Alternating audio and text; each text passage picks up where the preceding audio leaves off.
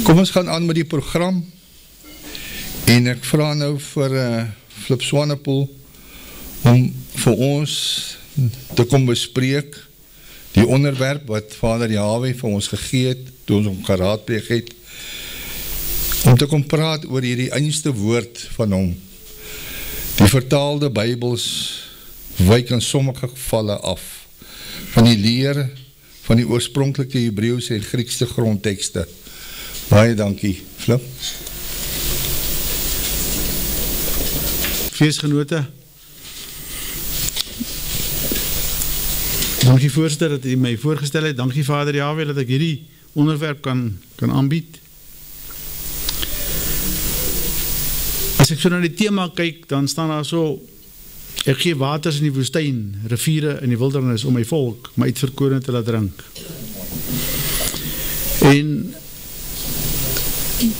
Maar het ons nie al gedrink nie, is ons nie al jare in die woestijn nie, en is dan nie al vir baie jare vir ons waters gegee om te drink nie. Hoekom nou die thema nou hierdie tyd?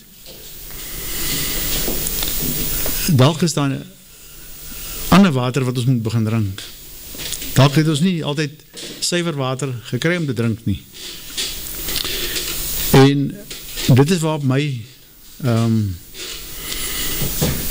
onderwerp neerkom.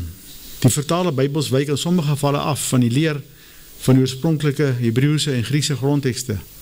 Met ander woorde, ons sit met twee leers, ons sit met twee types waters. Ons het tot nou toe 'n sekere type water gedrink. Kom ons kyk of daai water wat ons gedrink het, die suiwer water is. Want as die vertaalde Bybels afwyk van die grondtekste, se leer, dan sit ons met nog 'n leer wat ons tot nou toe geleer het. Maar ek moet nou kyk, wat was die leer, tot welke mate wyk ons huidige leer af van die Griekse en die Hebreeuwse grondtekste, en dit is 'n baie groot opdrag. En dit sal my dalk weer 'n uur wat vat om dit aan u te verduidelik, want ek kan dit nie halfpad doen nie. Dit is eintlik 'n hele dag se onderwerp wat ek hier in 'n uur of 'n half uur moet aflewer.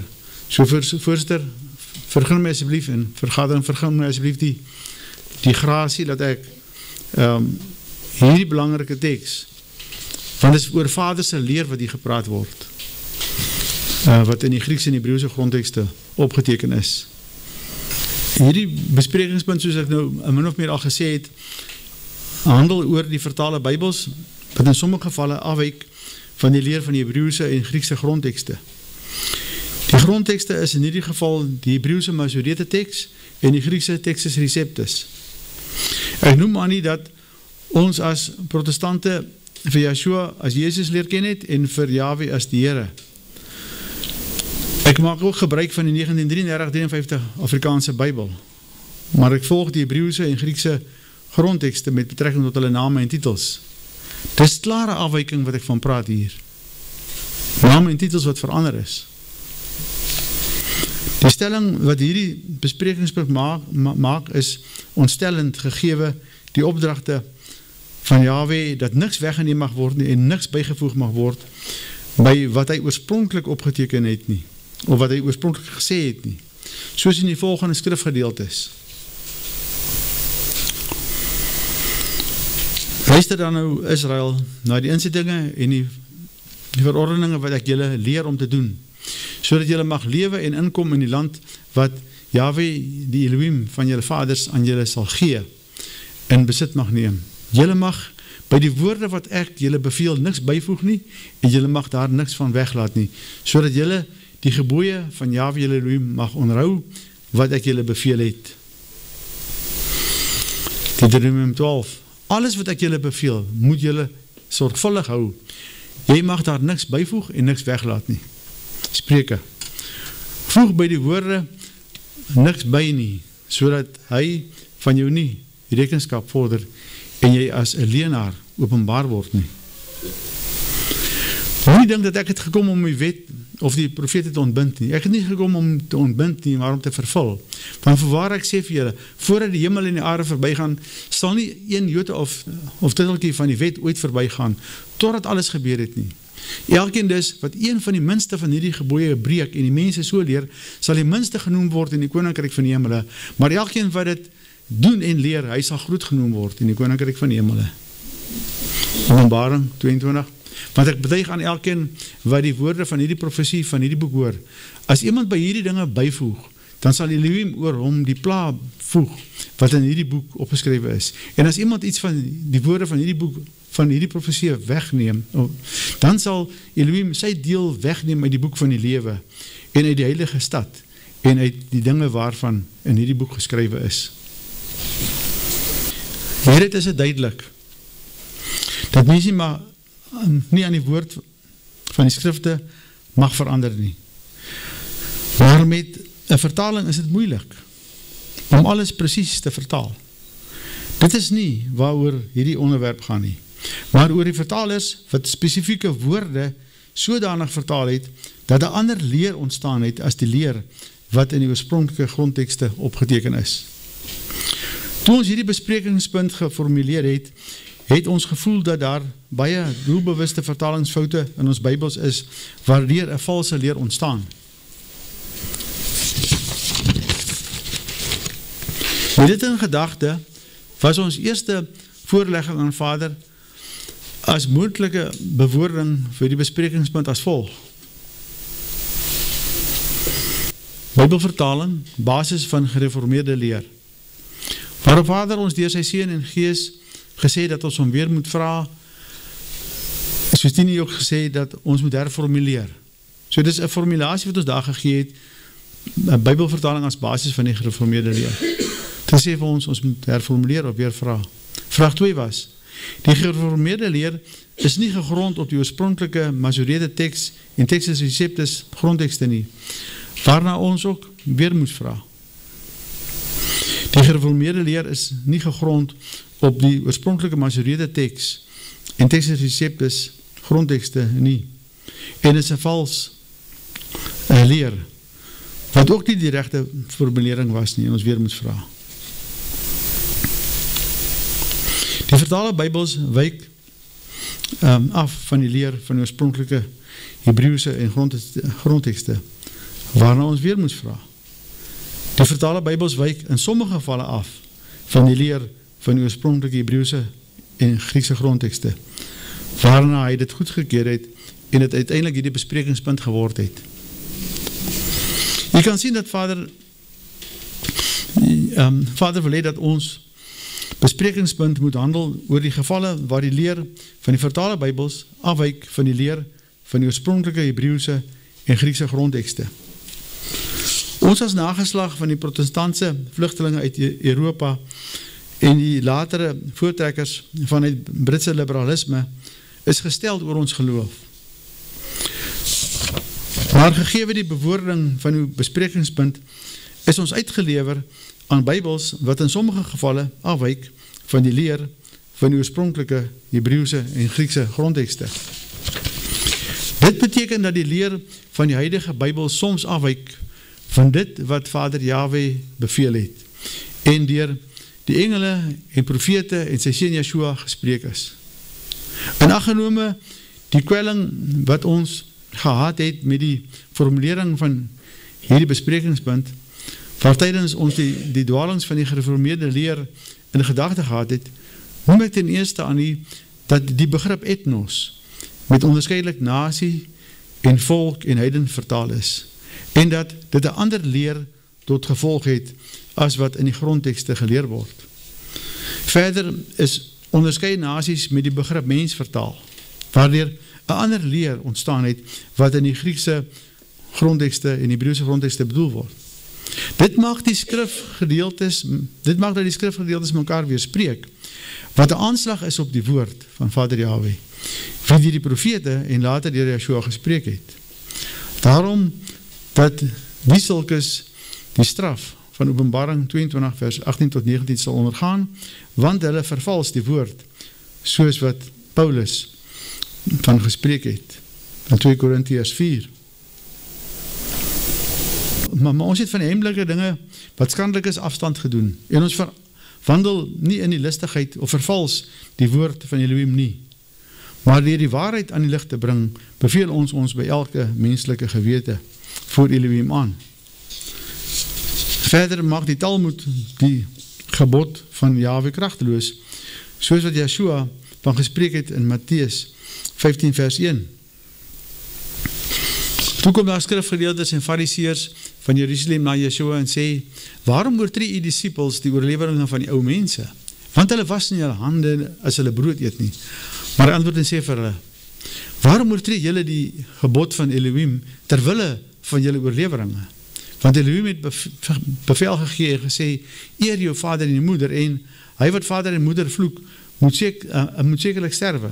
Maar julle sê, elkeen wat aan vader of moeder sê, enige voordeel wat u van my sou kan geniet, is 'n offergawe, die hoef sy vader en sy moeder glad nie te eer nie. So het julle dan die gebod van Elohim kragteloos gemaak, terwille van julle oorleweringe.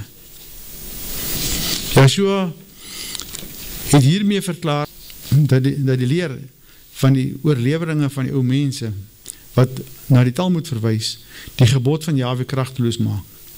Die oorleweringe van die ou mense is waarskynlik die Sanhedrinse tradisionele wette, wat strydig was met die skrifte, wat deur Yeshua gespreek is. Dit is dieselfde as die leer van die vertaalde Bybels, wat in sommige gevalle afwyk van die oorspronklike grondtekste, wat in ons geval deel van die gereformeerde leer, wat in ons geval dele van die gereformeerde leer nadelig beïnvloed het. Neem as voorbeeld Galasiërs 3 vers 8. En die skrif wat vooruit gesien het dat Elohim die heidene uit die geloof sou regverdig, het vooraf aan Abraham die evangelie verkondig met die woorde, in jou sal al die volke geseën word. Eers het op na, in jou sal die volke geseën word. Volgens die Engelse Bybels sal all nations, alle nasies geseën word. En volgens die grondtekst sal panta ta ethnos, al die stamme geseën word. Die Griekse woordjies waar daar staan, is panta ta ethnos, ek sal dit later vir u beter verduidelik. Die vertaling wek die indruk dat die ethnos van Galasiërs 3 vers 8 betrekking het op al die heidense nasies. Hiermee die King James, een Bybel met Strong's nommers, waarin ethnos onderskeidelik met heiden en nations, met heathen en nations vertaal word. Daar kan jy dit sien. Ek het heathen in rooi gedruk en nations onder weer in rooi gedruk, maar al twee dieselfde nommertjie, 1484. Maar die Griekse grondtekst stel het as volg. Daar kan jy sien dat ethnos met 1484 ethnos bly en weer 1484. Daar staan nie in die ene geval heathen en die ander plek nations nie. So in die Griekse grondtekst is dit precies dieselfde woord wat elke keer daar gebruik word. Die Griekse grondtekst verwys nie na of net na ethnos. Die King James vertaling meld onderskeidelik heathen en nations. En dit wek kommer. Hiermee die definitie van ethnos. 1484. Probably from 1486, a race. That is the same habit. That is a tribe, specifically a foreign, non-Jewish one. Usually, by implication, pagan, Gentile, heathen, nation people. Ethnos 1484 het hier volgens betrekking op een ras of een stam. Die rest wat daar staan, is James Strong's verduideliking daarvan en is misleidend, soos wat u met die tyd sal sien. Dit is wel een definitie, maar die beginsel is een ras of een stam. Hy het het binnen die gereformeerde leer gesê, een non-Jewish een. Of my oude, een nie-Judeer. Maar na wie verwys die ethnos van Galasiërs 3 vers 8 dan?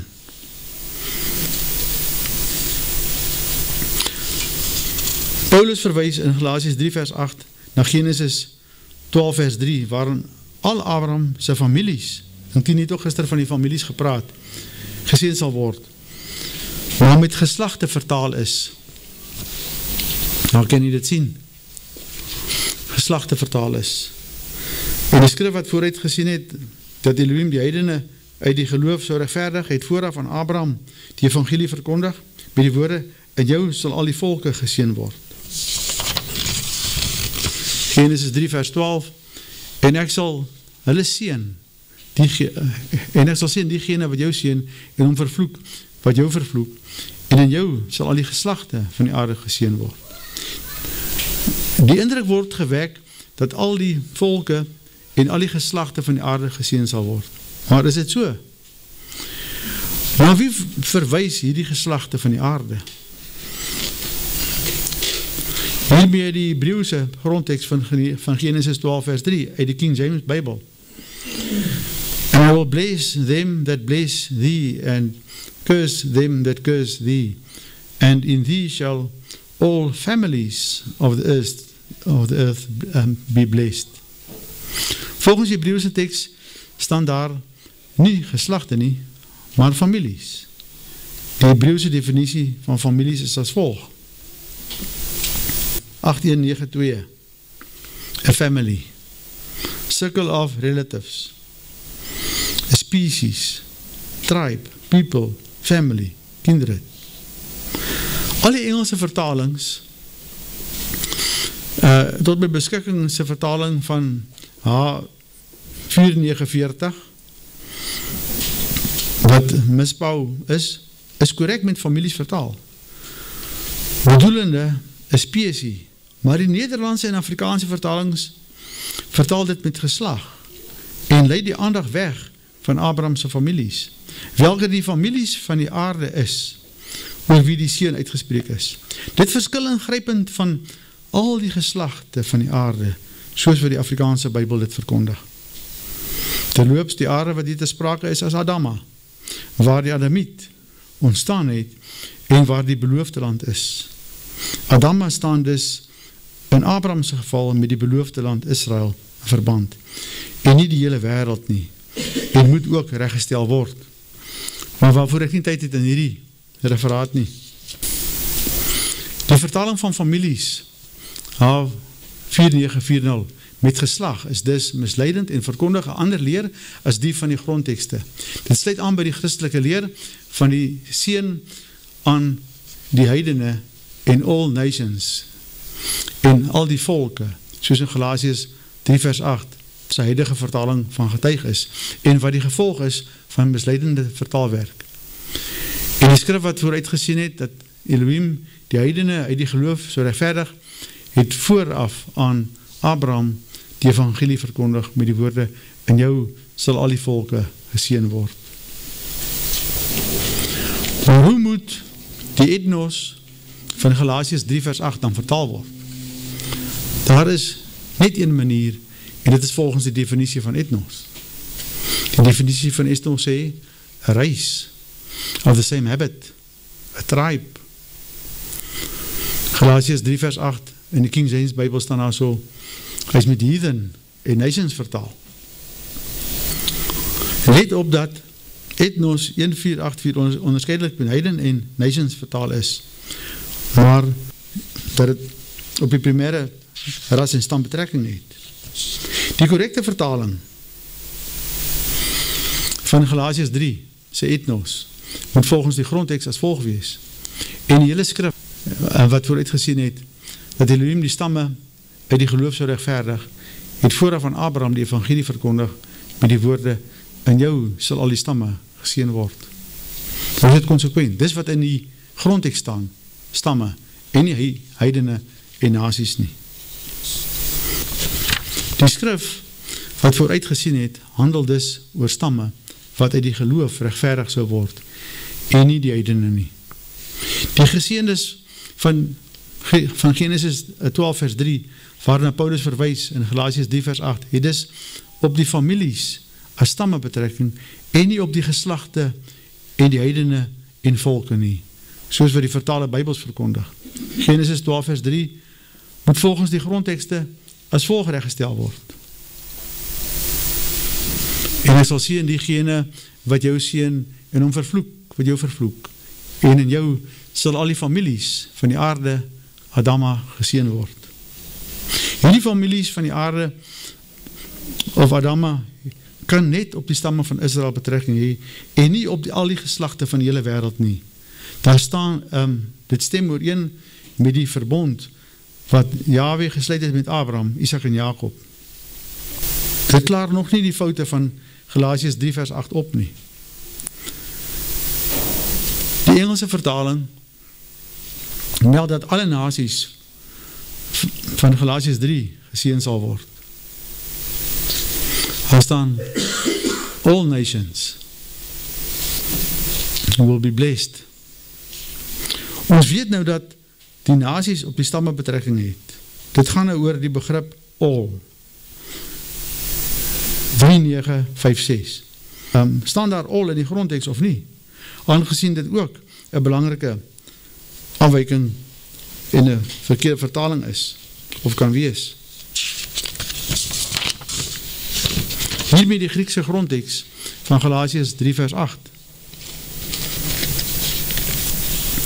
Heel onderskryf ek daar so in die blokkie Panta ta etnos. Daai woordjie daar het 'n nommertjie by 3:9-5-6. Ek gee nou vir u die definisie van 3:9-5-6. Daar staan all, any, every, whole. Die Griekse begrip 3:9-5-6 is, soos dat ek daar in blauw onderaan het, en net na 3:9-5-6 staan, pas. Kyk hoe lyk die lettertjies. Dit verskil oorlopend van panta ta. En kan nie dieselfde betekenis hê nie. Dit is openlike misleiding. Die Griekse begrip 3:9-5-6 pas, wat alle beteken, is dus dogmatisch toegeken aan panta ta. Ek wys het weer vir u. Die pan van panta kan alle beteken, maar dit word hier saam met ta gebruik, wat die beteken. Panta kan nie alle die wees nie, aangezien die na iets spesifieks verwys, en nie saam met alle gebruik kan word nie.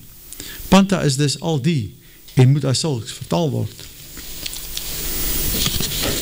Dit is nie al nie.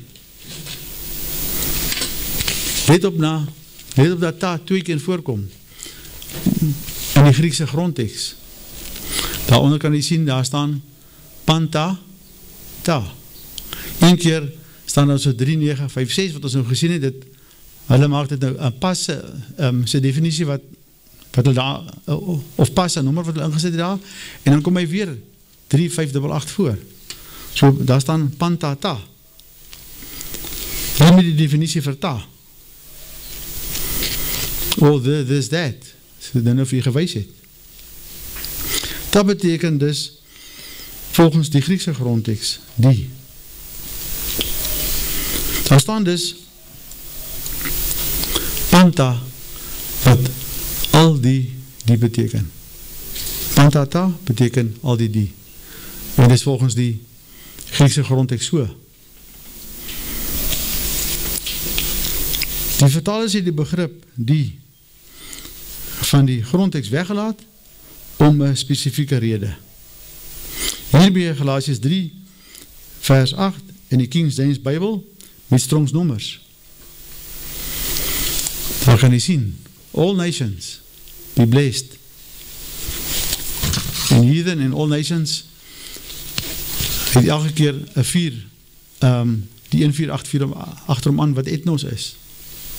Die King James vertaling leer dat all nations, alle nasies Abraham sy seun sal ontvang. Maar die Griekse grondteks leer dat al die stamme, pantata etnos, Abraham sy seun sal ontvang. Hierdie is het duidelik dat die vertaling in sommige gevalle afwyk van die Griekse grondteks en 'n ander leer verkondig as wat die besprekingspunt, soos wat die besprekingspunt het stel. Nou dat ons weet dat Bybels waarin pantata etnos weg vertaal is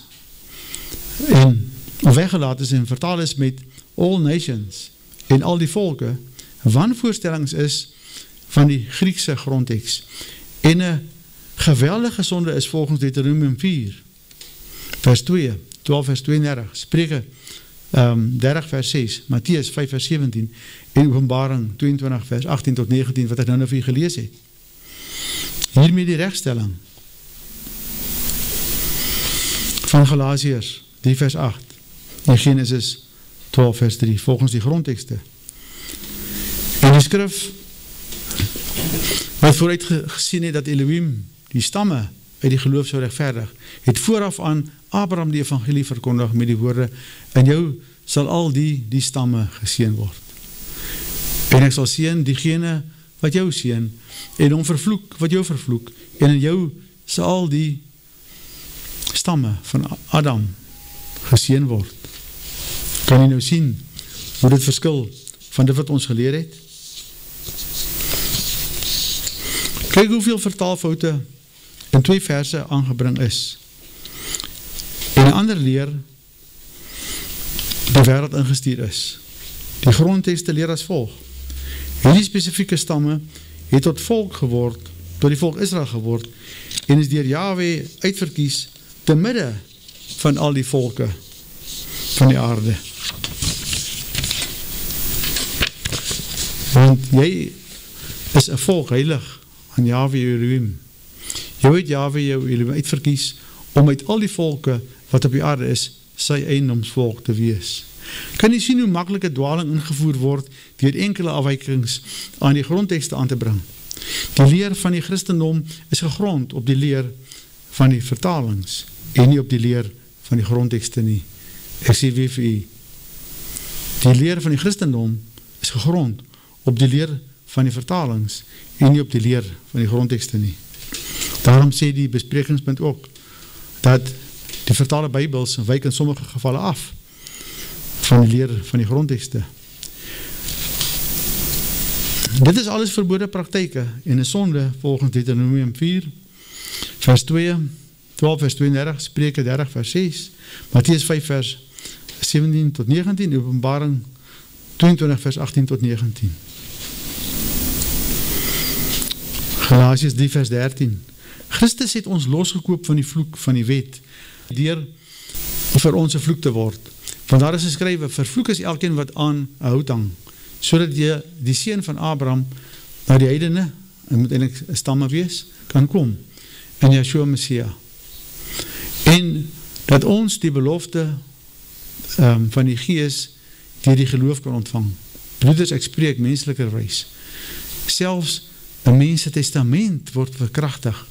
Wat bekragtig is, mag niemand tot niet of voeg iets by nie. Nou, as het testament nie verander mag word nie, maar die Bybels mag verander word, en vandag se tyd word 'n mens se testament met meer eerbied behandel as die woord van die almagtige Elohim van hemel en aarde. 'n mens se testament is sy laaste bevel, en sy laaste beveel en word nie verdraai nie, en indien wel, word dit in howe beveg, soos wat Michael seker vir ons al kan bevestig. Maar Jahwe se bevele en Yeshua se testament word verdraai en word in die Bybels verkondig dat Jahwe se seun aan Abraham met betrekking tot Yeshua na die heidene moet gaan. So is die hemelse testament vervals en niemand doen iets daaraan nie. As iemand durf waag om te verkondig dat die Nuwe Testament net aan Israel bemaak is, klim die Christendom op sy kop af.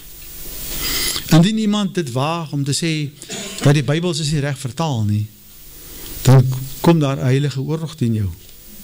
Hou maar dop. Die omvang van al die nasies, die evangelisasieleerling, die alle nasies. Besef jy wat die omvang van die dogmatiese afwyking is van die res van die Bybelvertalings? Dit kom op elke bladsy van die Bybel voor. Elohim is vervang met God, Jahwe met die Here, Yeshua met Jesus, Messia met Christus, Adamiet met mens, stam met nasie, en volk en heidene, ensovoorts. Hierdie vervalsings bring ongetwyfeld 'n ander leer na vore as die leer van die grondtekste. Neem maar Mattheus 28 vers 19 as voorbeeld. Gaan dan heen, maak discipels van al die nasies, en doop in die naam van die Vader en die Heilige Gees, en leer hulle om alles te onderhou wat ek julle beveel het. Die King James Bybel lees as volg. Go ye therefore and teach all nations, baptize them in the name of the Father and of the Son and of the Holy Ghost. Die nations is weer 1484. All is weer 3956. Ek het hulle vir jou gewys al. All is pas. En nations is ethnos. Wat sê die Griekse grondtekst? Panta ta ethnos. Daar waar all staan pas. Sy nommerkie staan hier, panta ta ethnos. Let op dan die rooi gedeelte. U weet reeds dat panta ta ethnos nie all nations is nie, en ook nie al die nasies nie, maar al die stamme is soos wat Galasiërs 3 ook van getuig. Maar na watter nasies verwys die Engelse vertaling van Mattheus 28 vers 19? Na alle nasies? Maar volgens die grondtekst stuur Yeshua sy disciples na al die stamme. Hierdie stamme het net betrekking op Israel. Mattheus 28 vers 19 moet dus as volg lees. Gaan dan heen, maak disciples van al die stamme, en doop in die naam van die Vader en die Seun en Heilige Gees, en leer hulle om alles te onderhou wat ek julle beveel het. Maar die vervanging van al die stamme, met al die volke, is die grondtekst waarheid vervang met die Bybelse waarheid. Daarom die bewoording van die besprekingspunt. Die vertale Bybels wyk in sommige gevalle af van die leer van die oorspronklike Hebreëse Griekse grondtekste. Yeshua stuur sy disciples nie na al die nasies of all nations toe nie, maar na al die stamme, wat neerkom op die verlore skape van huis van Israel.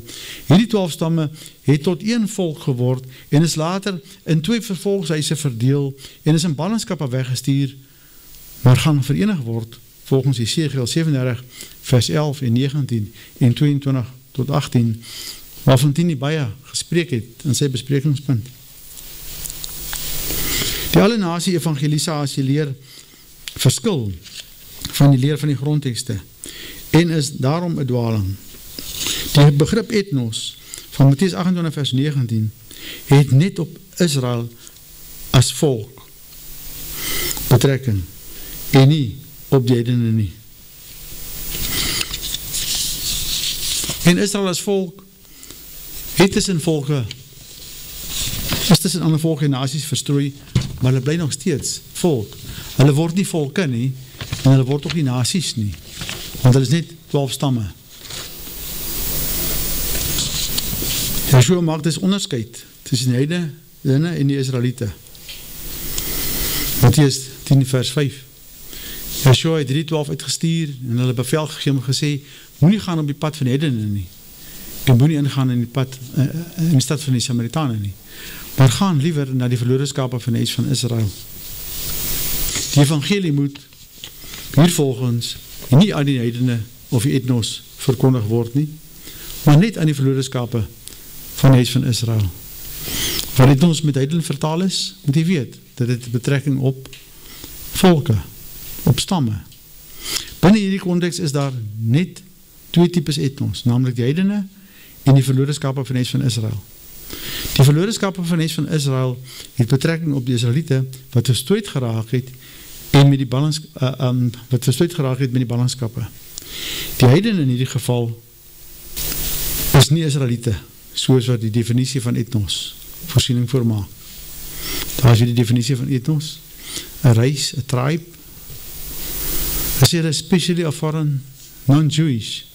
In hierdie geval is dit so, dat die ethnos na wie nie gegaan moet word nie, 'n non-Jewish is. Maar maar in die ander gevalle waar etnos op Israel betrekking het, kan dit nie met heiden vertaal word nie. Die evangelie mag nie aan die heidene, nie Israeliete verkondig word nie, maar net aan Israeliete. Dit is Joshua se bevel, en dit is wat geleer moet word. Mattheüs 28 vers 19, en leer hulle om alles te onderhou wat ek julle beveel het. Hy stuur sy skape soos sy vader omgestuur het, net na die verlore skape van huis van Israel.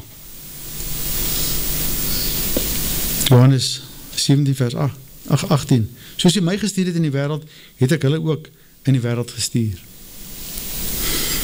Joshua sê toe weer vir hulle, vrede vir julle, soos die vader my gestuur het, stuur ek julle ook.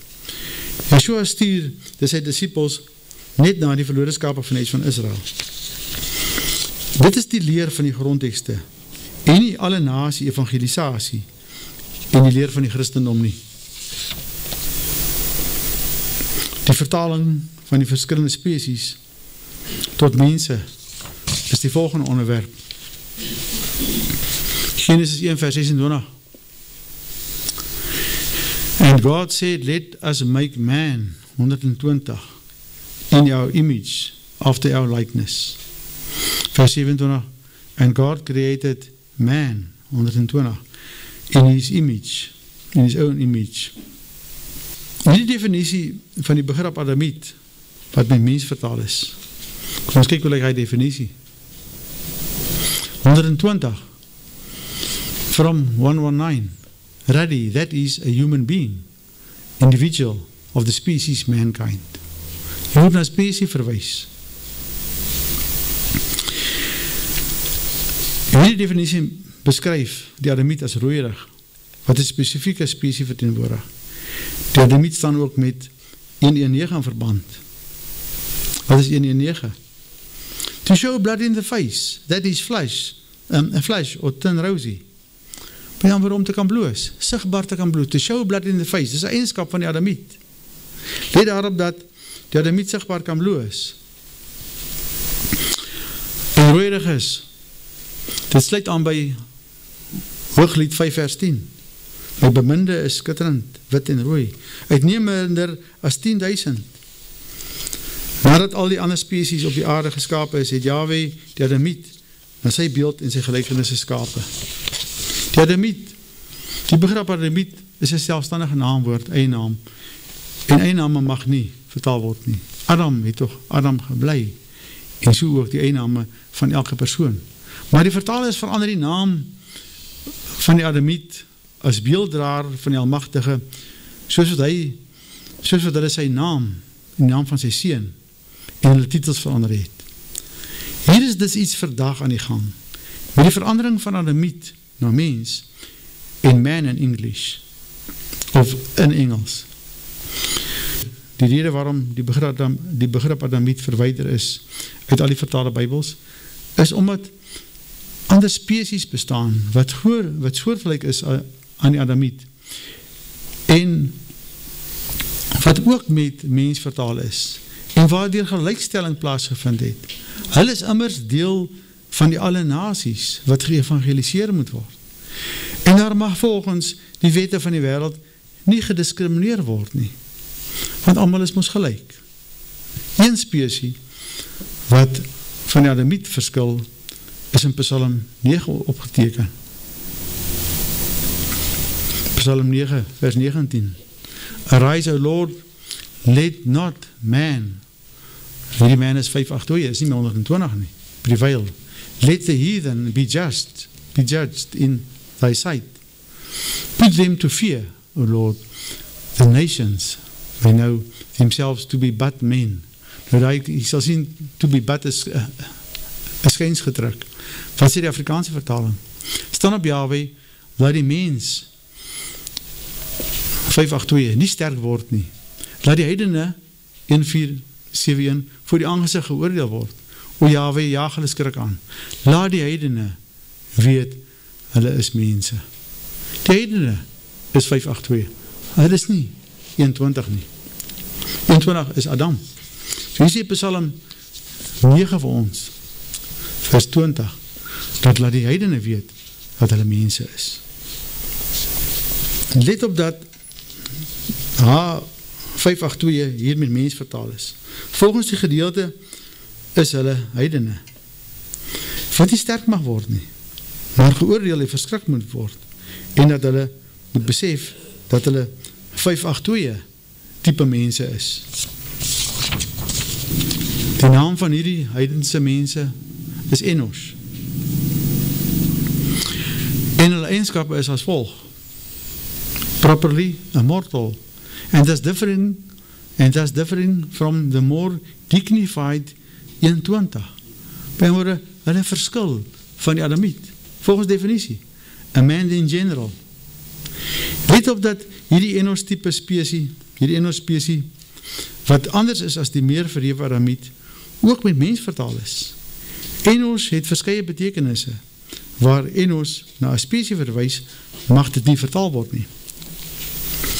Die Bybelleser is dus nie daarvan bewus dat die Adamiet en die Enos verskillende spesies is nie, en dat die onderskeid wat die grondtekste tref, wegvertaal is. Daardeur verdwyn die verskillende spesies in die vertaling en ontstaan daar 'n leer dat almal mense is. Volgens Psalm 9 vers 20 moet die heidene Enos type mens en weet dat hulle mense is. Maar hulle is volgens die definisie 'n ander type mens as die Adamiet. Deur albei begrippe met mens te vertaal, verdwyn die onderskeid wat reeds in die skepingsverhaal opgeteken is en verander dit die leer van die grondtekste. Enos verwys ook na die ander skepsels wat ook as mense beskou word. Byvoorbeeld, Kain wat 'n vrou gekry het in die land Nod. Wat beteken dat daar was ander, kom ons noem het mense, naas Adam en Eva, met wie Kain kon trou, en wie die merk kon verstaan, dat hy nie doodgemaak moes word nie. Hierdie mense voor Adam is waarskynlik die inboorlinge van die vastelande, wat op die 6de dag gemaak is, die 6de tydvak, Jome.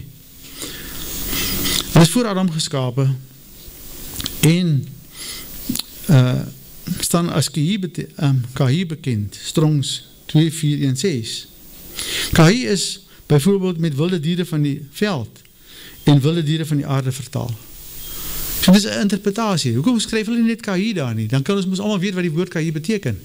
As ons kan weet wat Adam is, ons kan enige woord van kleins af moet die regte woord leer. Hulle is volgens Genesis 3 vers 1 nie so listig soos die slang nie. Die Kahi. Maar die slang was listiger as al die diere van die veld, wat Yahweh Elohim gemaakt het. Volgens Ezekiel 14 is die Kahi, Strongs 2416, bose diere. I cause noisome beasts, 2416, to pass through the land, and they spoil it. Ek gaan nie verder lees nie. Het gaan oor die noisome beasts. En volgens Leviticus 26 vers 22 is hulle wilde diere wat die Israeliete kinderloos sal maak. I will also send wild beasts, weer eens 2416, among them, which shall rob you of your children. Hierdie mense of inboorlinge is deur Vader Yahweh geskape en word deur hom as strafgerig aanwend om die Israeliete tot bekering te bring. As jy die res van Ezekiel 14 lees, en ook Leviticus 26. Hulle vorm deel van die eeuwoude nasies van Jeremia 5 vers 15. Kyk, ek bring oor jou 'n nasie van ver, o huis van Israel, spreek Yahweh. 'n eeuwoude nasie is dit. 'n nasie van ouds af, 'n nasie waarvan jy die taal nie ken nie, en jy nie verstaan wat hulle praat nie. Die Kahi en die eeuwoude nasie en Kain se skoonfamilie is voor Adam geskape en kan nie soos die Adamiet na die beeld en gelykenis van Yahweh geskape wees nie. Die leer van die vertaalde Bybels wat ontstaan weens die vertaling van die Adam en Enos met mens, is dat almal mense is, dat almal jou naaste is, en dat alle nasies geëvangeliseer moet word, wat nie waar is nie.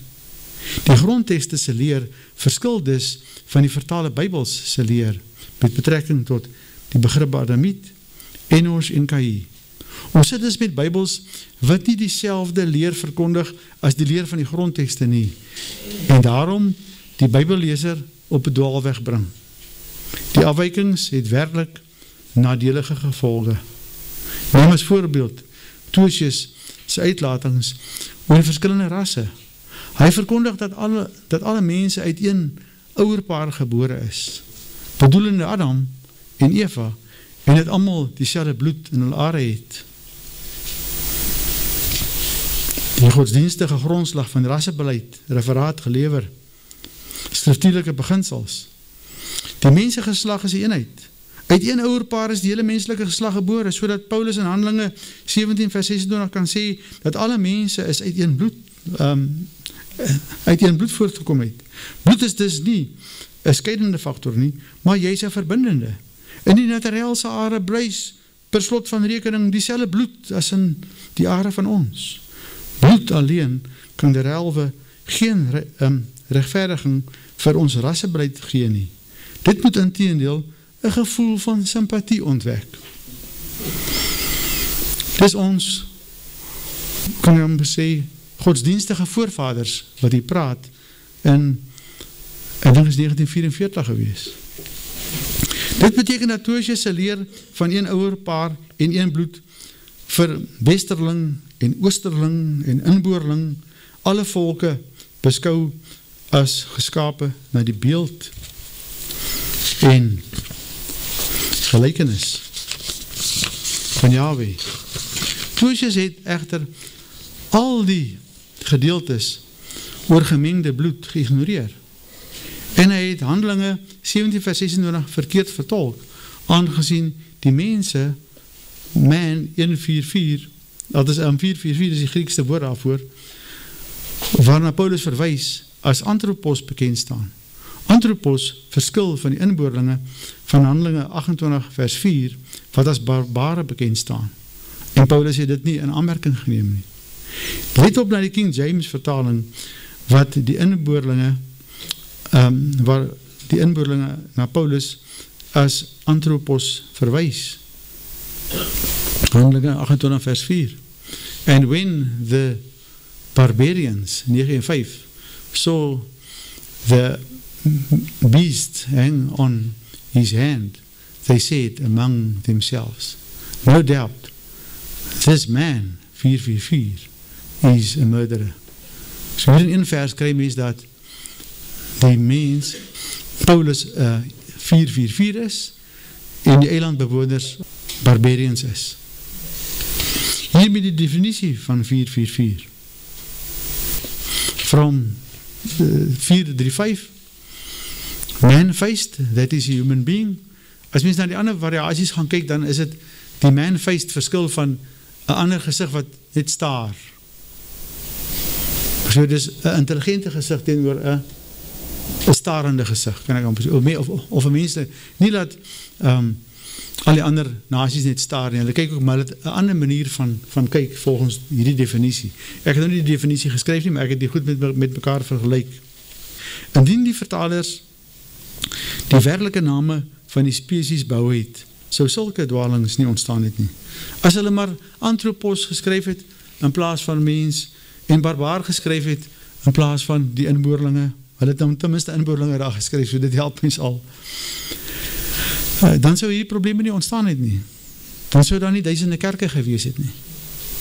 Tertullius se uitlating van een ouerpaar weerspreek Genesis 4 met betrekking tot die volke waaruit Kain sy vrou gekry het. As ook die eeuwoude nasies van Jeremia 5 vers 15. In teenstelling met Genesis 1 vers 26 en Genesis 3 vers 1 en Genesis 4 en Jeremia 5 vers 15 verkondig Tertullius dat daar nog spesies ontstaan het na die skepingsverhaal waarvan alles goed was in die oog van Yahweh en waarvan hy gerus het. Tertullius as gereformeerde theologische professor en Bybelvertaler het dus 'n evolusie verkondig na die 6de skepingsdag, wat in alle opsigte afwyk van die leer van die grondtekste. Die gereformeerdes gaan nou van hulle stoele af opstaan, as hulle hierdie moet hoor. As ek sê, Tertullius het 'n evolusie verkondig, maar kom ons kyk waar Tertullius het sê. Weer hy referaat. God het die ontstaan en bestaan van die aparte volke gewil. Hy is nie het hulle geskep net, hy sê hy het het gewil. Uit een bloed het God al die nasies van die mensdom gemaakt. Nou die mensdom weet ons moes nou is, nou moes anthropos, wat oor die hele aarde, om oor die hele aarde te woon, terwyl hy vooraf bepaalde tye en grense van hulle woonplekke vastgestel het. Handelinge 17 vers 26. Hier het ons 'n ondubbelsinnige en duidelike uitspraak. As liberaliste hulle ideaal verwerklik kon sien, sou die hele aarde geen differentiasie van volke gewees het nie, maar het doodsie eenvormig houd. Dieselfde gedagte word uitgespreek in Deuteronomium 20 vers 8. Die opdracht by die skepping vul die aarde, gaan Moses voort. Hou gedagte van trek, en met trek gaan gewoonlik nasiewording gepaard. Na die sonvloed het die mensdom geweier om aan hierdie opdracht gehoor te gee. Daar is hulle nou een volk en het allemaal een taal. Hierdie imperialistische gedagte van die nivellering van alle verskillende tussen volke word deur die groot skeidingsmaker op gewelddadige wyse verstuur by die toringbou van Babel, Genesis 11, vers 7 en 8. Die verstrooiing oor die hele aarde bring vanself differentiasie mee. Differentiasie is verskille. Hy sê dat die nasies het ontstaan as gevolg van die trek na die verskillende plekke toe. Hierdie evolutieleer van Moses wyk in alle opsigte af van die leer van die grondtekste. Jahwe het geen skepsels na die 6de dag geskapen nie. Moses se leer is dus onskriftuurlik. Moses wat hier aangehaal is, was betrokken by die 1933 vertaling. Hierdie sentiment van hom is ook in die Nederlandse Statenbybel. Die leer van die theologische skole waaruit die protestantse predikante gekom het reeds afgewyk van die leer van die grondtekste, soos wat die besprekingspunt aanvoer. Die vertalings wyk reeds af van Genesis 1 vers 1. Die vertaling wyk al vanaf die eerste vers in die Bybel af van die grondtekste. Die vertalers het die begrip Alef Taf, wat die eerste en laaste letters van die Hebreeuwse alfabet is, en betrekking het op Elohim weggelaat. Hy is immers die Alpha en Omega van Openbaring 22 vers 13. Hy is die Alpha en Omega, die begin en einde, die eerste en laaste. God Alef Taf het in die begin die hemel en aarde geskape, en God, oftewel Elohim Alef Taf, het gesien dat die lig goed was. Dis hoe dit staan. Daar het ek vir u Genesis 1 vers 1 achterste voor in die Hebreeuws neergesit, by die woordkies daar.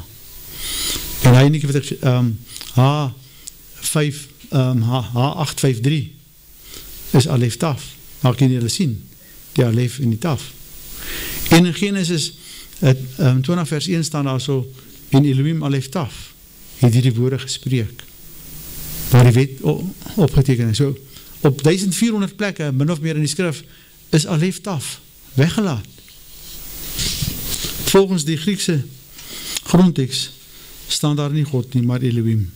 Dit beteken dat het Elohim Alef Taf is, wat hier te sprake is. Weer Elohim met God te vertaal, en boonop Alef Taf weg te neem, word sy karakter as almachtige aangetas. Wegneem en byvoeg is 'n sonde volgens Deuteronomium 4 en Spreuke en Matteus en Openbaring, soos ek aangehaal het al. Slot. Ons het met ons gereformeerde Bybels opgegroei, nie waar nie. En nie geweet van die heilige name en dat hulle name verander is nie. Ons het weens die vertaling van Ednos met heiden geglo dat die evangelie aan alle nasies verkondig moet word.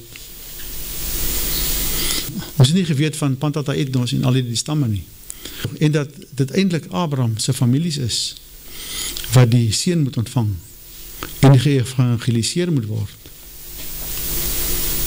Ons is nooit geleer dat Joshua sy disciples net na die verlore skape van die huis van Israel gestuur het nie, en dat hy nooit gesê het dat hulle na alle nasies moes gaan nie. Ons is geleer dat Paulus en Petrus gesê het dat hulle die heidene moes evangeliseer, maar het nie geweet nie dat etnos eintlik op ras en stam betrekking het. Ons het nooit geweet dat Elohim nie die mens dat na sy beeld gelykenis gemaak het nie, maar die Adamiet wat sigbaar kan loos, en wat verskil van Enos en Kaï, wat ander types is, as die meerverhewe Adamiet. Ons is geleer dat ons in die naturele dieselfde bloed in ons are het, en dat almal ons naaste is. Ons het nie geweet dat die eerste vers van die 1933 vertaling al afwyk van die grondtekst nie. Genesis 1, vers 1. Ons het geleer dat die hele woorde Elohim geïnspireer is, maar nie dat dit net betrekking het op die grondtekste nie, en nie op die vertalings met al afwykings nie. Waar laat het ons? Wat maak ons met ons Bybels?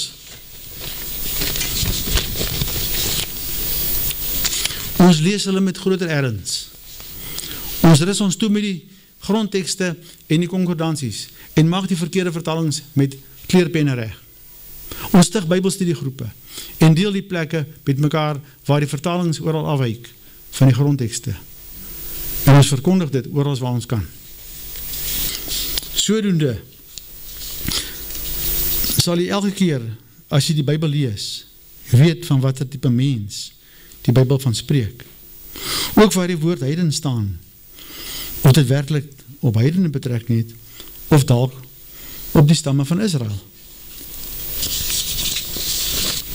Ons moet besef dat ons in Babylon is, en deel is van Babylon, en dat die kerke ook deel is van Babylon, en dat ons geloof gegrond is op die leerstellings wat ons in Babylon leer ken het. Daarom dat die stem uit die hemel sê, gaan uit my volk. Dit is Jahwe wat hier aan die woord is, en Israel is die volk waarin hy verwys, en Babylon is die plek waaruit ons as sy volk moet gaan. Vrede.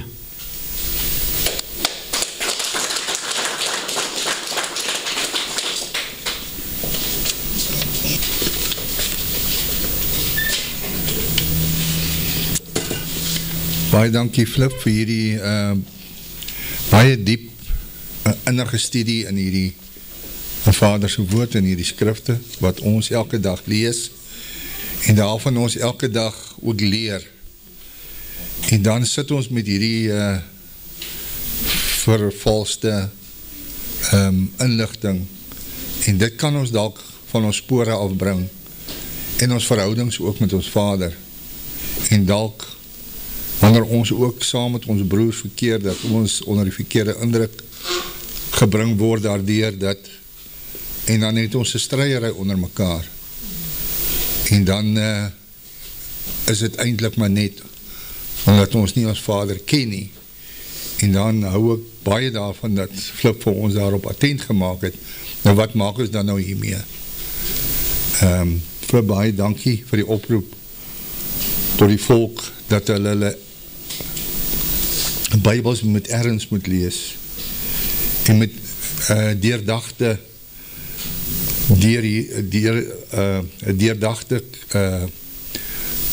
hierdie Bybels moet deurlees en verstaan.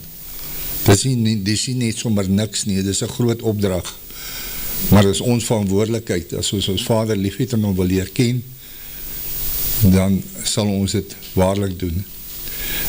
Enige iemand wat 'n bydrae wil maak? Kobus?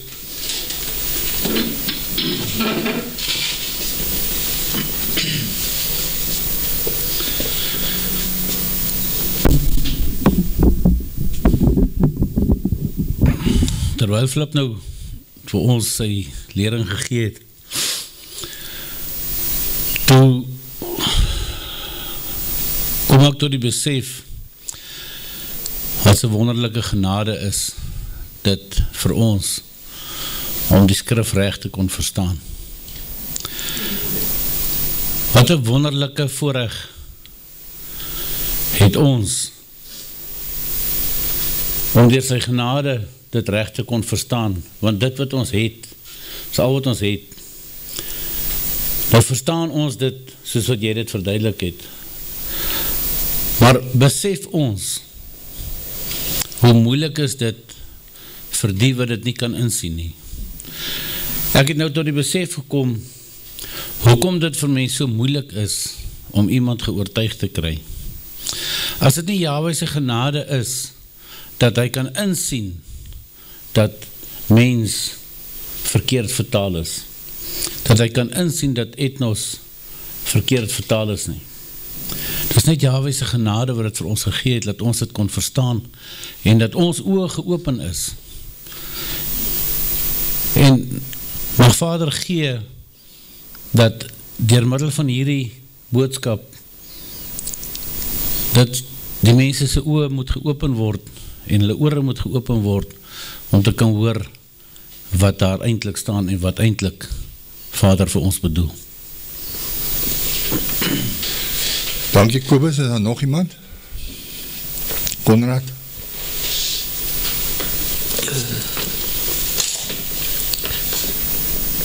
Dankie Flip, dit was, ek dink, ek en hom Kobus, het die selfe gedagtes, orgaande daai, ek wil net noem, kyk, ek het ook hierdie goed geweet, maar het is net asof daai, soos sê, die pen het gedrop, of die skrif is eintlik al wat ons het, om dit wat ons glo te staaf, en dit is die fundament, ek meen, dit wys wie ons is, dit is ons identiteit, en ook die identiteit van ons skepper, en ons verlosser, en dit is eintlik baie groter as wat ons besef, en selfs wat ek al voorheen besef het, en soos om Kobus sê, dit is so moeilik vir die wat nie die waarheid ken nie, omdat hulle vervalste Bybels het. Ek weet nie, het Vader het so dalk bedoel, sodat net sy volk by die geheimenis en die verborgenhede kan uitkom nie. Ek glo en vertrou dat Vader die verborgenhede sal openbaar, val nou in die eindtye, maar ek net seker maak ek niks gemis nie.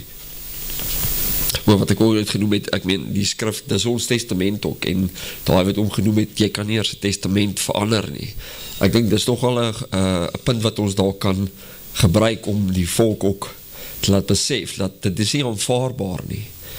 As jy nie eers iets soos 'n testament kan verander, is 'n kontrak, en hierdie is baie groter, ek dink die volk gaan te casual, te gemaklik om met die skrif en met hierdie goeters, en hulle moet hulle leiers en hulle predikers tot verantwoording, ek meen dit word te maklik net afgemaak as, dit maak nie saak nie, en ek weet nie hoe my punt beter op, maar dit is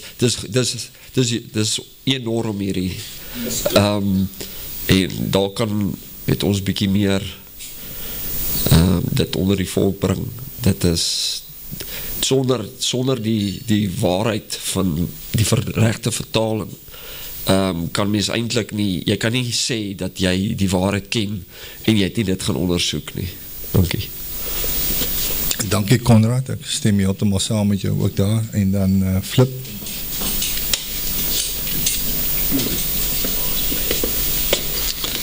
Dankie Jurgens, en Kobus en Konrad, vir julle kommentaare ook.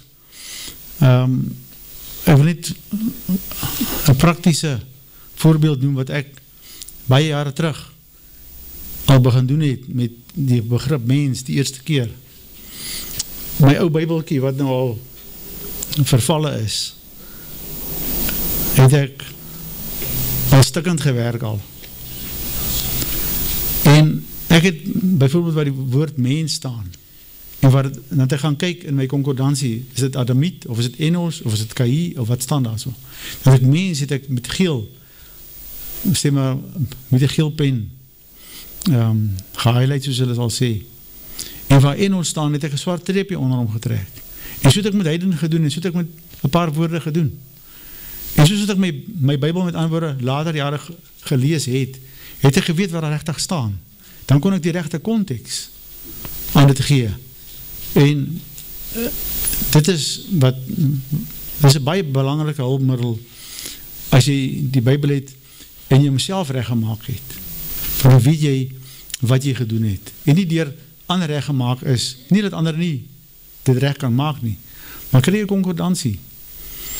Ek is blij om in die afgelopen 2 weke te sien dat Henko een concordantie het en 10 een concordantie gekry het en dat hulle nou klaar kan begin al om die onderstreepwerk in jou eie Bybelkie te doen wat jy elke dag lees, want ons kan nie die Grieks en Hebreeuws verstaan nie.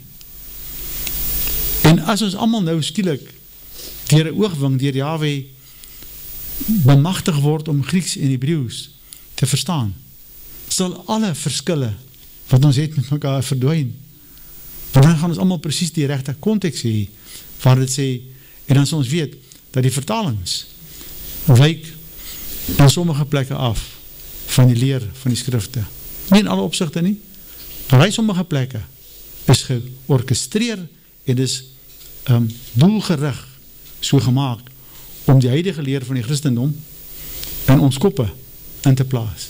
En soos Kobus gesê het, dit kan nie die Heilige Gees wees wat ons in hierdie saak gehelp het. Dankie, Vader. Dankie, Yeshua. En dankie, Yahuwah. Ons is hier in die vir seker nou eet mistake. Ja. Baie dankie. Nog Tini?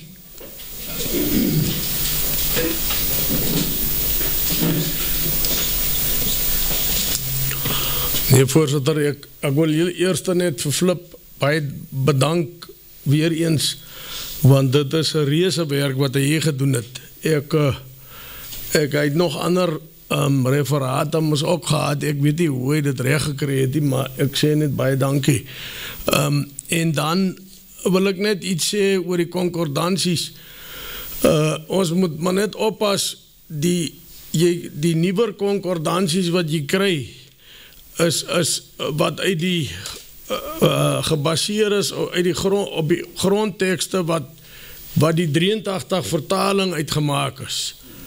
Hulle is ook nie meer dieselfde as die ou concordanties hier. So, moet maar net daarna oplet en dan sommer net so, ek dink ek het het gister gesê voor ek my referaat gelewer het, as ons in die lig van die skrif, in die dwalinge, het ons mos nou in ons Bybels goed wat mekaar weerspreek, maar ons moet dit net altyd in aanmerking neem, dat ons 'n onveranderlike Elohim aanbid, en sy woord kan nie teenstrydig wees met mekaar nie.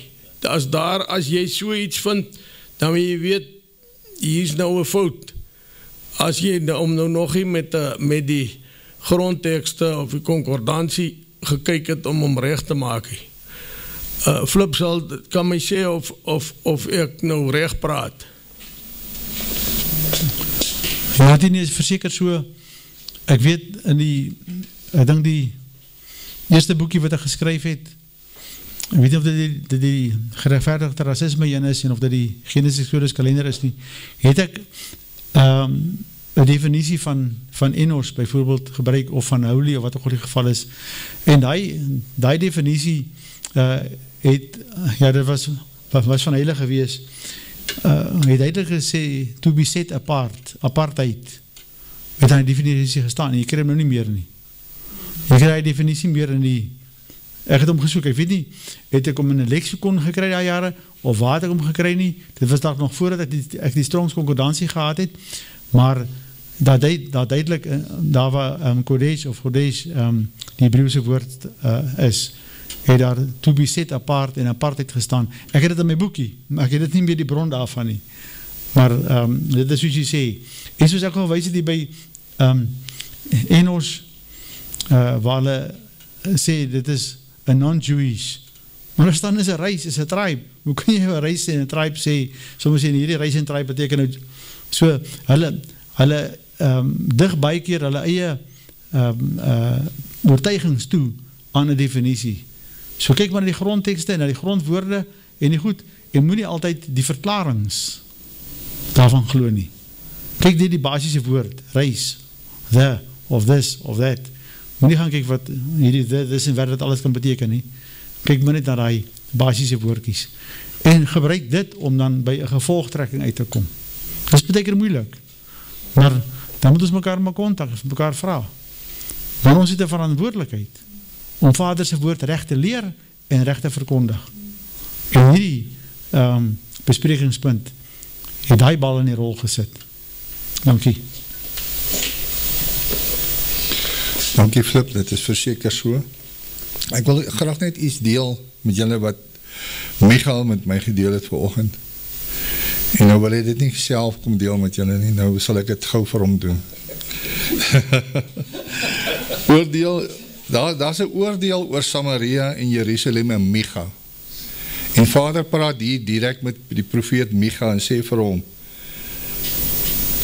dit alles vanweer die oortredinge van Jakob en vanweer die sondes van die huis van Israel. Wie is die oorsaak van die oortredinge van Jakob? En is dit nie Samaria nie? En wie is die oorsaak van die hoogtes van Juda? Is dit nie Jerusalem nie? So daar is al, dit was in die tyd van ballingskap, moet ons ook nou by sê. En dit is waar dit vandaan kom. Was die ballingskap nie daar nie, sou daar dalk minder aansla op of veroordelinge of oortredinge van hierdie volk gewees het. Maar as gevolg van misleiding en verleiding. Baie dankie.